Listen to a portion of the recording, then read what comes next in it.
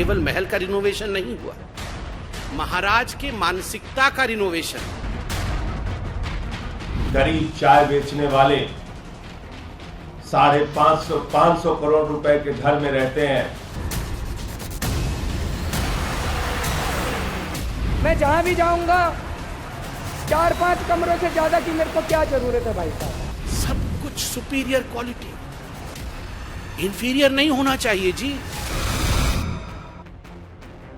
राजधानी दिल्ली में सीएम केजरीवाल के सरकारी बंगले को लेकर छिड़ा विवाद अभी थमा भी नहीं कि अब दिल्ली में एक और सरकारी बंगले को लेकर विवाद छिड़ गया है। जी हां, बता दें कि अब दिल्ली जल बोर्ड के सीईओ रहे उदित प्रकाश के बंगले को लेकर बवाल हो गया है, जिसे लेकर दिल्ली सरकार के ही विजिलेंस विभाग ने उदित प्रकाश को कारण बताओ नोटिस जारी किया है। वो इसलिए क्योंकि जिस जगह सीईओ साहब का बंगला बनाया गया वहां 15वीं शताब्दी का महल था, जिसे बंगला बनाने के लिए तोड़ दिया गया। और अब इसी मामले में बीते 11 महीने से जेल में बंद सत्येंद्र जैन का भी नाम आ गया है।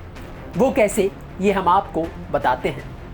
बता दें कि इस वाले बंगले विवाद को लेकर दिल्ली बीजेपी अध्यक्ष वीरेंद्र सचदेवा ने एलजी वीके सक्सेना को एक चिट्ठी लिख उच्च स्तरीय जांच कराने की मांग को लेकर ये लिखा कि दिल्ली की जनता ये जानना चाहती है, क्या तत्कालीन जल मंत्री सत्येंद्र जैन ने ही इस बंगले को बनाने के लिए बजट को अप्रूवल दिया था।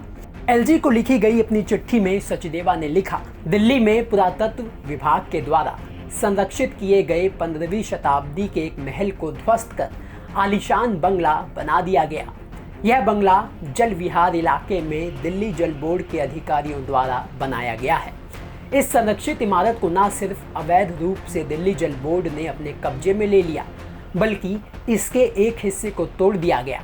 इसके बाद करीब 600 मीटर से ज़्यादा का बंगला बनाया गया और यह बंगला दिल्ली जल बोर्ड के तत्कालीन सीईओ उदित प्रकाश का आधिकारिक आवास बन गया। यह सब कुछ कोविड के दौरान साल 2021 में हुआ। सरकारी नियमों के मुताबिक दिल्ली जल बोर्ड के सीईओ को ज़्यादा से ज़्यादा 144 मीटर का आधिकारिक आवास अलॉट किया जा सकता है, लेकिन उदित प्रकाश ने 600 मीटर का बंगला बनवाया।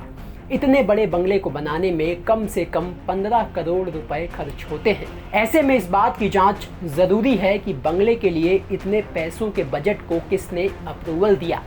दिल्ली की जनता यह जानना चाहती है, क्या उस वक्त के मंत्री सत्येंद्र जैन ने इस बंगले को बनाने के लिए बजट को अप्रूवल दिया था।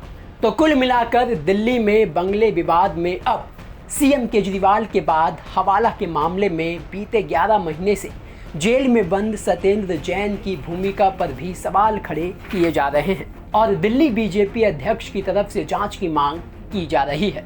अब जिस बंगले विवाद में सत्येंद्र जैन का नाम आया, वो विवाद क्या है, समझिए।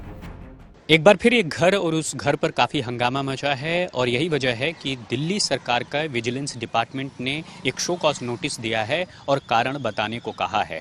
दरअसल लाजपत नगर में जलवायु विहार में स्थित जो ये घर अभी आप देख रहे हैं, दरअसल ये घर है दिल्ली जल बोर्ड के सीईओ का और उस वक्त जो तत्कालीन सीईओ उदित प्रकाश राय थे, इस वक्त वो मिजोरम में पोस्टेड हैं और फिलहाल जो है शो कॉज नोटिस पर अब उनका क्या जवाब होगा ये देखने वाली बात होगी। लेकिन आर्कियोलॉजी डिपार्टमेंट ने साफ तौर पर शो कॉज किया है और ये कहा है कि आखिरकार ऐसा कैसे हुआ। ऐसा इसलिए क्योंकि आर्कियोलॉजी के अगर रिकॉर्ड में देखें तो महल ऑफ पठान्स के नाम से ये जगह जो है अलॉटेड है, चिन्हित है। तो ऐसे में सवाल यही है कि क्या इस दिल्ली जल बोर्ड के सीईओ के ऑफिस को बनाने के लिए महल ऑफ पठान्स को गिराया गया या फिर कोई और कारण था, और अगर गिराया गया तो क्या इसकी स्वीकृति आर्कियोलॉजी विभाग से ली गई। तो ये तमाम सवाल हैं और बहुत सारे जांच के बिंदु हैं जिनका जवाब तभी मिलेगा जब खुद जो है आईएएस ऑफिसर इस पूरे मामले में जवाब देंगे। लेकिन इतना जरूर है, एक बार फिर एक और आवास पर बहस छिड़ गई है। खैर, अब देखना यह होगा क्या वीरेंद्र सचदेवा की मांग पर दिल्ली के एलजी सत्येंद्र जैन के खिलाफ जांच के आदेश देते हैं या फिर नहीं। ब्यूरो रिपोर्ट, दिल्ली तक।